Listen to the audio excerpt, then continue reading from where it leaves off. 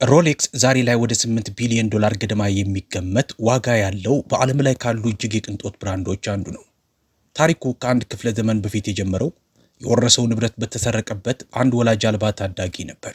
ያጋጠሙትን ፈተናዎች ለማሸነፍ ካለው ቁርጠኝነት ውጪ ምንም ነገር ሳይኖረው ከተወለደበት ከተማ በመኮብለል ወደ ሌላ ሀገር ተዛወረ። በጥቂት ዓመታት ውስጥ ተግቶ በመስራት ራሱን ካሻሻለ በኋላ ለሰዓት ሥራ ያለውን ፍቅር ለመከተል ወስኖ የሰዓት ማምረቻ ንግድ ጀመረ። ይህ የንግድ ሥራው ዘመናዊ የእጅ ሰዓቶችን ፈርቀዳጅ በመሆን መላውን ኢንዱስትሪ እንደሚቀይርና የቢሊዮን ዶላር ኢምፓየር እንደሚገነባ በወቅቱ ጨርሶ አልገመተም ነበር። ሃንስ ዊልስድሮፍ በማርች 22 በ1881 በኩምባክ ጀርመን ከእናቱ አናና ከአባቱ ዮሐን ዳንኤል ዊልስድሮፍ ተወለደ። ከሶስት ልጆች መካከል ሁለተኛው ወንድ ልጅ ነበር። ቤተሰቡ ከአያቱ የተወረሰና የብረት ዕቃዎችን በመሸጥ በመካከለኛ ደረጃ የሚመደብ ስኬታማ የንግድ ሥራ ነበረው። በሚቀጥሉት ጥቂት ዓመታት ውስጥ ግን እናቱ ታማ በ1892 ከዚህ ዓለም በሞት ተለየች። ነገሩን ይበልጥ የከፋ ለማድረግ ከአንድ ዓመት በኋላ አባቱን በመሞቱ ሃንስ በ12 ዓመቱ ወላጅ አልባ ሆነ። በእናቱ ወንድሞች ማለትም በአጎቶቹ ሞግዚትነት ስር የወደቀው ሃንስ አጎቱ ወዲያውኑ የቤተሰቡን ንግድ ለመሸጥ ወሰነና የተወሰነውን ገንዘብ ለልጆቹ ትምህርት በመጠቀም ሶስቱንም በባቫሪያ ጀርመን በሚገኘው ኤርኔስት ኔምኮባርግ ወደሚባል ታዋቂ አዳሪ ትምህርት ቤት አስገባቸው። ሃንስ ይህንን ውሳኔ ገና ከመጀመሪያው የጠላው ሲሆን በአዲሱ ከተማ ውስጥ በሚኖርበት ጊዜም በድብርት ተዋጠ። ሃንስ እንደ ባዕድ ይታይ የነበረ ሲሆን በሃይማኖቱ ምክንያትም በሌሎች ወንዶች ልጆች ዘንድ በተደጋጋሚ ይናቅና ይሳለቅበት ነበር። ይህንን አስቸጋሪ የልጅነት ጊዜ ለማለፍ በትምህርቱ ላይ ብቻ ትኩረት ለማድረግ ወሰነ። እያደገ ሲሄድ ምንም እንኳን የአጎቶቹን ውሳኔ ባይወደውም ያ ውሳኔ ለስኬቱ ትልቅ ምክንያት እንደሆነ ተረዳ። አጎቶቻችን ለዕጣ ፈንታችን ደንታ ቢሶች አልነበሩም። ቢሆኑም ግን ገና በወጣትነቴ ራሴን እንድችል ያደረጉበት መንገድ ንብረቶቼን የመንከባከብ ልምድን እንዳዳብር አድርጎኛል። ወደ ኋላ መለስ ብዬ ሳስበው ለብዙ ስኬቶቼ ምክንያት የሆነው ይሄው ይመስለኛል ሃንስ ዊልስድሮፍ ሲል በአንድ ወቅት ተናግሮ ነበር። ሃንስ መጽሐፍትን ማንበብ ይወድ የነበረ ሲሆን በትምህርት ቤትም በጣም ጎበዝ ተማሪ ሆነ። በተለይም በሂሳብና በቋንቋ ትምህርቶች ላይ ከፍተኛ ብቃት ያሳየ ሲሆን ፈረንሳይኛና እንግሊዝኛ ቋንቋዎችን ተምሯል። ሁልጊዜም ስለ ጉዞ ለማወቅ ጉጉት የነበረው ቋንቋዎች ጠቃሚ እንደሚሆኑ ያውቅ ነበር። ይህም በመጨረሻ በሙያ ሕይወቱ ውስጥ ትልቅ ሚና ተጫውቷል። በትምህርት ቤት ሳለ በሰዓት ማምረቻ ኢንዱስትሪ ረጅም ታሪክ ያላትና በስዊዘርላንድ የምትገኘውን ላሾ ደ ፎን የተባለችዋን የትውልድ ቦታውን ታሪክ ከሚያወራለት አንድ የስዊዘርላንድ ልጅ ጋር ተቀራረበ። ሃንስም ስለ ቦታው በጣም ይደነቅ ነበር። አንድ ቀን ሃንስ በዚህ የህይወት ጎዳናው ሰልችቶት በጀርመን የሚገኘውን አዳሪ ትምህርት ቤት በመተው በ19 ዓመቱ ወደ ጄኔቫ ስዊዘርላንድ ተዛወረ። እዚያም ለአንድ ዓለም አቀፍ የዕንቁ ላኪ ኩባንያ የልምምድ ሰራተኛ ሆኖ ተቀጠረ። ይህ ኩባንያ ዕንቁዎችን ከተለያዩ ገበያዎች በመግዛት ለጌጣጌጥ ነጋዴዎች ለመሸጥ ይለያይ፣ ይመድብና ያሽግ ነበረ። ኩባንያው ራሱ ምንም ነገር ባያመርትም ከፍተኛ ትርፍ ያገኝ እንደነበረ ሃንስ አስተዋለ። እዚያም የንግድ ስልቶቻቸውን በሚገባ የተማረ ሲሆን ለዕድሜው ጥሩ የሚባል ገንዘብ ያገኝ ነበር። አንድ ቀን ሃንስ ኩኖ ኮርተን ለተባለ ኩባንያ የሥራ ዕድል የሚያቀርብለትን ደብዳቤ ከጓደኛው ተቀበለ። ኩኖ ኮርተን በወቅቱ ከፍተኛ ጥራት ያላቸውን ሰዓቶች ከሚያመርቱ ትልልቅ የሰዓት ሥራ ድርጅቶች አንዱ የነበረ ሲሆን በየዓመቱ ወደ 1 ሚሊዮን ስዊስ ፍራንክ የሚያወጡ የኪስ ሰዓቶችን ወደ ውጭ ልክ ነበር። እንዲሁም አንዳንድ ሰዓቶችን ከባዶ ራሳቸው ያመርቱ ነበር። ይህ ታዋቂ ኩባንያ የሚገኘው ሃንስ ሁልጊዜ መሄድ በሚመኘው በላሻዶፎን ከተማ ውስጥ ነበር። አሁን እየሰራበት የነበረው ኩባንያ የበለጠ አትራፊ ቢሆንም ለቦታውና ለሰዓት ንግዱ ያለው ጉጉት ይበልጥ በረታበት። ስለዚህ በ1900 ለዚህ ኩባንያ ለመስራት ወደ ላሻዶፎን ተዛወረ። በትምህርት ቤት በተማረው የእንግሊዝኛ ቋንቋ የመጻፍና የማንበብ ችሎታው ምስጋና ይግባውና የእንግሊዝኛ መልእክተኛና ጸሐፊ ሆኖ የተቀጠረ ሲሆን በወር 80 ስዊስ ፍራንክ ደሞዝ ያገኝ ነበር። በተጨማሪም በየቀኑ በመቶዎች የሚቆጠሩ የኪስ ሰዓቶችን የመሙላት ዊንደር የማዞርና ትክክለኛነታቸውን የማረጋገጥ ኃላፊነት ነበረበት። በዚህም ስለ ሰዓት አሰራር ከፍተኛ ግንዛቤ ያገኘ ሲሆን ሁሉም አይነት ሰዓቶች እንዴት እንደሚመረቱ ሰፊ እውቀት አገኘ። ነገር ግን እዚያ የነበረው ቆይታ ተቋረጠ። በኩኖ ኮርተን ለ2 ዓመታት ብቻ ከሰራ በኋላ ወደ ጀርመን ተመልሶ በጦር ሰራዊት ውስጥ ማገልገል ነበረበት። ወታደራዊ አገልግሎቱን ካጠናቀቀ በኋላ በ22 ዓመቱ ከፍተኛ ጥራት ያላቸውን ሰዓቶች ወደሚያመርት ሌላ ኩባንያ ለመስራት ወደ ለንደን እንግሊዝ ተዛወረ። እዚያም ትልቅ ኃላፊነት የተሰጠው ሲሆን የኩባንያውን ሽያጭ የመጨመር ኃላፊነት ነበረበት። እዚያ በቆየባቸው 2 ዓመታት ውስጥ ለኩባንያው ተጨማሪ ደንበኞችን በማፍራት ሽያጩን በከፍተኛ ሁኔታ ማሳደግ ቻለ። በእነዚያ ዓመታት የራሱን የሰዓት ንግድ ስለመጀመር ማሰብ ጀምሮ የነበረ ሲሆን ለወደፊት ንግዱ ዕውቀቱን ለማሳደግ የሚችለውን ሁሉ ይማር ነበር። በእነዚህ ዓመታት የወደፊት ሚስቱን ፍሎረንስ ፍራንሲስ ሜክሮቲን ያገኘ ሲሆን ብዙም ሳይቆይ ጋብቻ ፈጸሙ። አንድ ቀን ሃንስ ከራሱ እጅግ ከሚበልጠው አማቹ አልፍሬድ ጄምስ ዴቪስ ጋር ከቤት ውጭ ተቀምጦ ስለ ሕይወትና ስለ ወደፊት እቅዶቻቸው ያወሩ ነበር። ሃንስ የራሱን የሰዓት ንግድ ለመክፈት የሚያስችል በቂ በራስ መተማመን እንዳለው፣ ነገር ግን የተወሰነ መነሻ ካፒታል ብቻ እንደሚያስፈልገው ነገረው። አልፍሬድ ገንዘቡ ነበረው። እንዲሁም ሃንስ ለሰዓቶች ምን ያህል ፍቅር እንዳለው ያውቅ ነበር። ሃንስ በጣም ወጣት ቢሆንም አልፍሬድ በዚህ ጀርመናዊ ላይ እምነት ጥሎ በንግድ ስራው ላይ ሊረዳውና ገንዘቡን ኢንቨስት ለማድረግ ዝግጁ መሆኑን ነገረው። እጅ ለእጅ ተጨባብጠው በ1905 ዊልስድሮፍ ኤንድ ዴቪስ ሊሚትድ የተባለውን ኩባንያ መሰረቱ። ይህም ከጥቂት ዓመታት በኋላ ሮሌክስ ለመሆን የበቃው ኩባንያ ነው። በስዊዘርላንድ ከሚገኘው ሃርመን ኤግለር ከተባለ የስዊዘርላንድ የሰዓት ኩባንያ ጋር አጋርነት በመፍጠር የሰዓት ዕቃዎችን ከስዊዘርላንድ ወደ እንግሊዝ ማስገባትና በሰዓት ካባዎች ውስጥ መግጠም ጀመሩ። በስዊዘርላንድ ቪየን ከተማም የአጋርነታቸውን ሥራ የሚያቀላጥፍ ቢሮ ከፈቱ። ብዙም ሳይቆይ ሰዓቶችን በተመጣጣኝ ዋጋ በማሰራጨት ረገድ ስፔሻላይዝ አደረጉ። ሃንስ የሰዓት አፍቃሪ ቢሆንም በሰዓት ኢንዱስትሪው ውስጥ ያልተመቸው አንድ ዋና ነገር ነበረ። እርሱም የኪስ ሰዓቶች ነበሩ። በወቅቱ የእጅ ሰዓቶች በአብዛኛው በሴቶች ዘንድ እንደ ጌጣጌጥ ይለበሱ የነበረ ሲሆን በአንዳንዶች ዘንድም ዝቅ ተደርገው ይታዩ ነበር። ምክንያቱም ሰዓታቸው ትክክለኛ ባለመሆኑ ነበር። እነዚህ ሰዓቶች ከኪስ ሰዓቶች እጅግ ያነሱና ትናንሽ ውስጣዊ አካላት የነበራቸው በመሆኑ በእነዚህ ጥቃቅን ነገሮች ምክንያት ሰዓቱ በፍጥነት እንዲሄድ ወይም እንዲዘገይ ያደርጉ ነበር። የኪስ ሰዓቶች በወቅቱ ይበልጥ ተወዳጅ የነበሩበት ዋናው ምክንያት ይህ ሲሆን በትልቅ መጠናቸውም ምክንያት የወንድነት መገለጫ ተደርገው ይወሰዱ ነበር። ነገር ግን ለሃንስ ለመጠቀም ምቹ አልነበሩም። በተለይ እጆቹ ስራ በሚበዙበት ጊዜ ሰዓት ለማየት ሁል ጊዜ እጁን ወደ ኪሱ መስደድ ለሱ ትንሽ ፈተና ነበር። እስከዚያ ጊዜ ድረስ ትክክለኛውን ሰዓት በተከታታይ ሊያሳይ የሚችልና ለዕለት ተዕለት አገልግሎት የሚውል ፍጹም የእጅ ሰዓት መስራት ፈጽሞ የማይቻል ነገር ተደርጎ ይታሰብ ነበር። የእኔ የግል አስተያየት የኪስ ሰዓቶች ሙሉ በሙሉ ይጠፋሉና የእጅ ሰዓቶች በእርግጠኝነት በእነሱ ምትክ ይተካሉ የሚል ነው ሲል ሃንስ ዊልስድሮፍ በ1914 መናገሩ ተዘግቧል።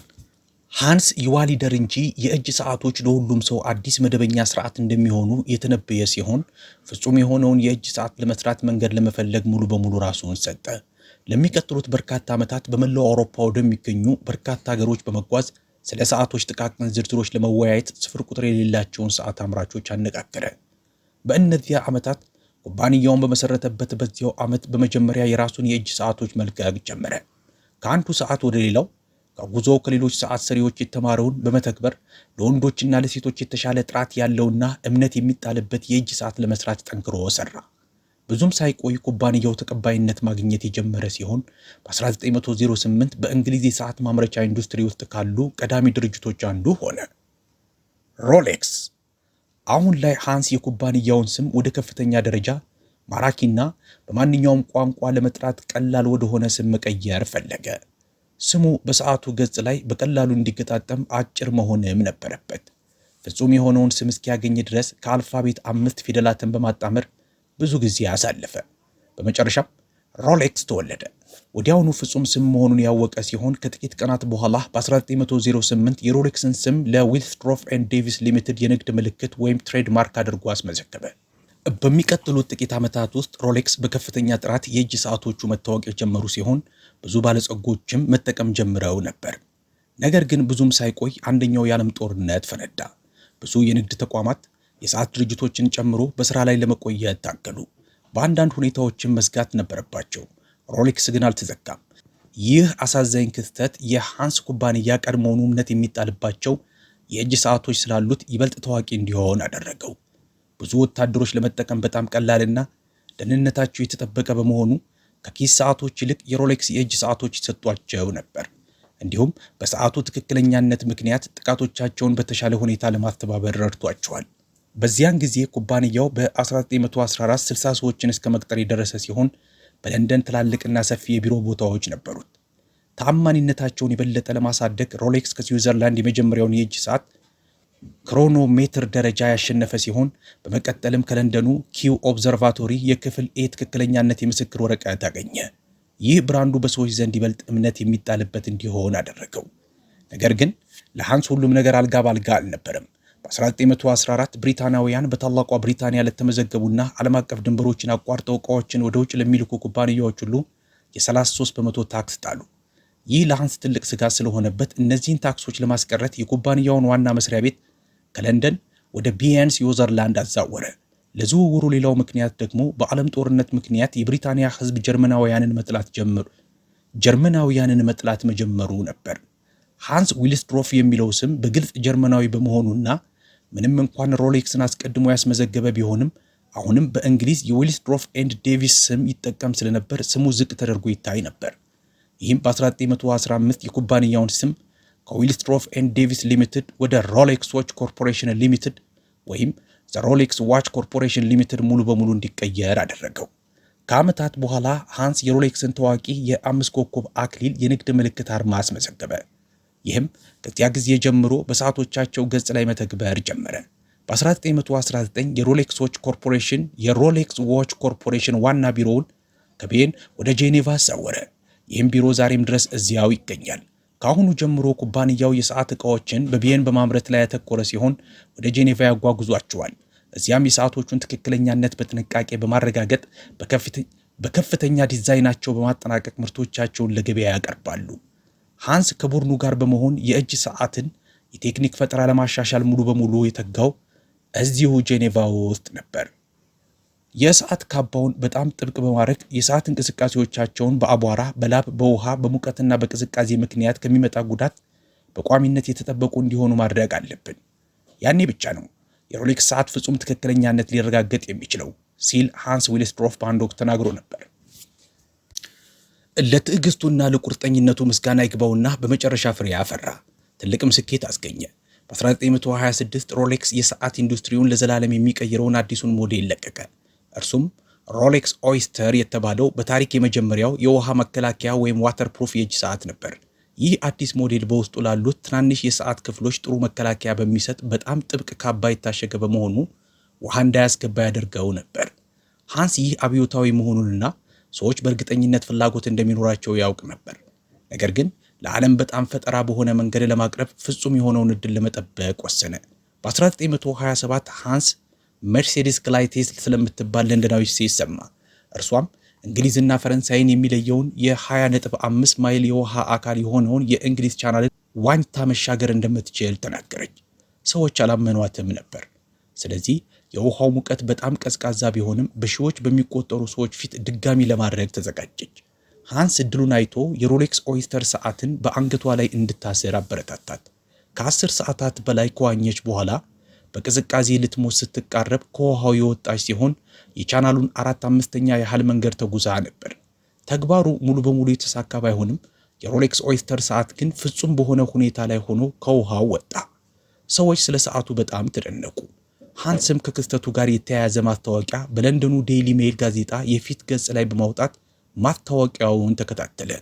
ሮሌክስ እንደ አብዮታዊ የሰዓት ብራንድ ወደ ዓለም አቀፍ ዝና ያደገው ልክ በዚህ ነጥብ ላይ ነበረ። በእነዚህ ጊዜያት ሮሌክስ በ1931 አዲሱን ሞዴሉን ሮሌክስ ኦይስተር ፐርፔቹዋልን ሲያስተዋውቅ ሰዎችን ማስደመሙን ቀጠለ።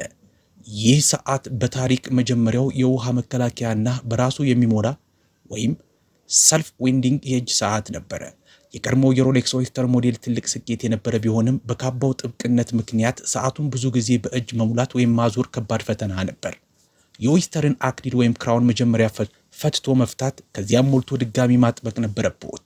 ይህንን በራሱ የሚሞላ ሰዓት መፍጠር ለዘመናት ሰዎች ፍጹም ለማድረግ የሞከሩት ቢሆንም ማንም ያልተሳካለት ትልቅ ህልም ነበር። ከ1934 እስከ 1940 ባሉት ዓመታት ሃንስ ከሮሌክስ ኩባንያ ውጭ አንዳንድ ከፍተኛ ጥራት ያላቸውን ሰዓቶች በማምረት በራሱ ስም የንግድ ምልክት አውጥቶላቸው ነበር። ነገር ግን ፈረንሳይ፣ የብሪታንያና የአሜሪካ ገበያዎች ለጀርመን በነበራቸው ጥላቻ ምክንያት ሊቀጥል አልቻለም። ሃንስ ሁሉንም ስኬቶች ቢያስመዘግብም በጀርመናዊ ስሙ ምክንያት በገበያው ውስጥ መንገዱን ለማመቻቸት አንዳንድ ጊዜ ይታገል የነበረ ሲሆን ስኬታማ ኩባንያ ለመገንባት እጥፍ ጥረት ማድረግ ነበረበት። ሁለተኛው የዓለም ጦርነት ሲፈነዳ ሮሌክስ ከባድ ጉዳት ደረሰበት። ምርቶችን ከስዊዘርላንድ ወደ ሌሎች ትላልቅ የአውሮፓ ገበያዎች መላክ አስቸጋሪና ውድ ሆነ። ሃንስ በሁኔታው ተበሳጭቶ ሳለ በእድል ማጣቱ ላይ ሌላ አሳዛኝ ሁኔታ ተከተለ። ሚስቱ በ1944 ከዚህ ዓለም በሞት ተለየች። ሚስቱን ለመዘከር የዊልስድሮፍ ፋውንዴሽን ወይም ዊልስድሮፍ ፋውንዴሽን የተባለ ለማህበራዊ ጉዳዮች የሚሰራ የበጎ አድራጎት ድርጅት መሰረተ። እዚህ ላይ ሊጠቀስ የሚገባው ነገር ሃንስ ከመሞቱ ጥቂት ቀደም ብሎ የሮሌክስን 100% ባለቤትነት ለዊልስድሮፍ ፋውንዴሽን ማስተላለፉ ነው። ይህ ፋውንዴሽን እስከዛሬ ድረስ ሮሌክስን በባለቤትነት ያስተዳድራል። በመሆኑም ሮሌክስ መቼም ቢሆን ወደ ህዝብ ይፋዊ ኩባንያነት ወይም ፐብሊክ አይቀየርም ወይም አይሸጥም። እንዲሁ በባህሪው የበጎ አድራጎት ድርጅት በመሆን ምንም አይነት ቀረጥ ወይም ታክስ አይከፍልም። ሁለተኛው የዓለም ጦርነት እንዳበቃ ሮሌክስ በከፍተኛ ሁኔታ ማደግ ጀመረ። ግልጽ ለማድረግ ያህል በ1946 ሮሌክስ ከ20 ዓመታት በፊት ማረጋገጫ መስጠት የጀመረበትን 50 ሺኛውን የተረጋገጠ የሮሌክስ ክሮኖሜትር ሰዓት ሽጦ ነበር። በሚቀጥለው ዓመት በ1947 ግን የሽያጭ መጠናቸው 100 ሺኛ የተረጋገጠ የሮሌክስ ክሮኖሜትር ላይ ደረሰ። ይህም ባለፉት 2 አስርት ዓመታት ያስመዘገቡትን ሽያጭ በአንድ ዓመት ውስጥ ብቻ እጥፍ እንዳደረጉት ያሳያል። ለዚህ ስኬት መነሻ የሆነው በ1945 የተለቀቀው አዲሱ ሞዴላቸው ሮሌክስ ዴት ጀስት ነበር። ይህ ሰዓት በገጹ ላይ የወሩን ቀን የሚያሳይ የመጀመሪያው የውሃ መከላከያና በራሱ የሚሞላ የእጅ ሰዓት ነበር። ከ10 ዓመታት በኋላ ሌላ አብዮታዊ ሞዴል ተከተለ፣ ሮሌክስ ዴይ ዴት። ይህ ደግሞ የወሩን ቀን ብቻ ሳይሆን የሳምንቱን ቀን ጭምር የሚያሳይ የመጀመሪያው የውሃ መከላከያና በራሱ የሚሞላ የእጅ ሰዓት ሆነ። እነዚህ የሰዓት አይነቶች ዛሬም ድረስ የሚታዩ ሲሆን ብዙውን ጊዜ ለመደበኛ የእጅ ሰዓት አጠቃቀም እንደ መመዘኛ ወይም ስታንዳርድ ያገለግላሉ። በ50ዎቹ ዓመታት ሮሌክስ ተከታታይ የፈጠራ ሰዓቶችን መልቀቁን ቀጠለ። ከሁሉም በላይ አፈታሪክ የሆነው በ1953 የተስተዋወቀው ሮሌክስ ሰብማሪነር ነበር። ይህ ሰዓት ምንም ሳይበላሽ በውቅያኖስ ውስጥ እስከ 100 ሜትር ጥልቀት መድረስ የሚችል የመጀመሪያው ጥልቅ ባህር ውስጥ የሚጠለቅ የውሃ መከላከያ የእጅ ሰዓት ነበር። ሃንስ ዊልስድሮፍ በ1960 ከዚህ ዓለም በሞት ተለየ። ከሱ ሞት በኋላ ሮሌክስ ራሱን ዛሬ ወደ ሆነበት የቅንጦት ወይም ሌክዠሪ ብራንድነት መለወጥ ጀመረ። ኩባንያው የማርኬቲንግ ስራውን ይበልጥ ከፍተኛ ማህበረሰብ ላይ ያተኮረ ልዩ የሰዓት ክምችት ኤክስክሉሲቭ ዋች ኮሌክሽን በማድረግ ላይ ያተኮረ ሲሆን ይህም ተሳካለት። ሌላው ሊታሰብበት የሚገባው ነገር በ1985 ሮሌክስ ሰዓቶቹን እጅግ ጠንካራና ውድ በሆነው 904 ኤል በተባለው የብረት ወይም ስቲል አይነት ማምረት የጀመረ የመጀመሪያው የሰዓት ኩባንያ መሆኑ ነው። ይህም ዛሬ ላላቸው ውድ ዋጋ አንዱ ምክንያት ነው። ዛሬ ሮሌክስ በዓለም ላይ በጣም ታዋቂው የሰዓት ብራንድ ሆኖ ቀጥሏል። ምንም ነገር ከሌለው ወላጅ አልባ ልጅነት ተነስቶ ሃንስ ዊልስድሮፍ በራሱ መንገድ በመጓዝ የሰዓት ኢንዱስትሪውን ዛሬ ወደምናውቀው ደረጃ የመቀየር ኃላፊነቱን ወስዷል። ለዲዛይንና ለቴክኒክ ፈጠራ ያለው ፍቅር በኢንዱስትሪ ውስጥ ካሉ ተጽዕኖ ፈጣሪ ሰዎች ዝርዝር ውስጥ እንዲካተት ያደረገው ሲሆን የእርሱ ውርስ ዛሬ ሮሌክስ ሰዓት በሚያደርግ በእያንዳንዱ ሰው ላይ ይንጸባረቃል። እንደዚህ ያሉ ተጨማሪ አስገራሚ ታሪኮችን ለማግኘት እባክዎትን ሰብስክራይብ ያድርጉ።